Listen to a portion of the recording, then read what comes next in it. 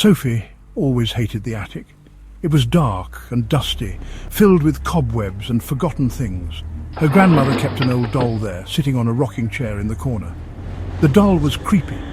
It had a porcelain face, cracked with age, and its blue eyes seemed to follow you around the room. Grandma said the doll belonged to her great-grandmother. She used to tell Sophie stories about the doll, whispering that it was haunted. Sophie never believed her, but she still felt uneasy whenever she was near it. The doll seemed to radiate a cold, unsettling aura. One afternoon, Sophie's parents decided to clean the attic. Her mother told her to take the old doll downstairs. Sophie didn't want to touch it, but she knew she had to. As she picked up the doll, she felt a chill run down her spine. It was like holding something alive. She carried the doll to her room and placed it on a shelf. Almost immediately, strange things started happening. Sophie would hear noises at night, soft whispers and creaking floorboards.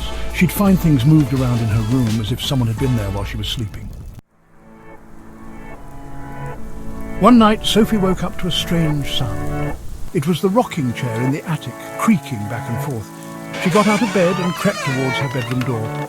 The hallway was dark, but she could have sworn she saw a shadow moving in the darkness. The next morning, Sophie found the doll in a different position. It was now facing the wall, its back to the room. Had she imagined the events of the previous night, or was the doll moving on its own? Fear gnawed at her. She couldn't shake the feeling that she was being watched.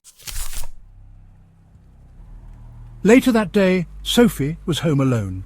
She was reading a book when she heard a soft thud from upstairs. She froze, her heart pounding in her chest. Slowly, she made her way up the stairs, each step filled with dread.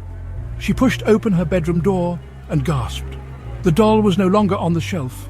Then she saw it standing in the middle of the room, its cold blue eyes staring straight at her. "Hello, Sophie," a voice whispered, raspy and chilling. The voice seemed to come from the doll itself. Sophie screamed, to be continued.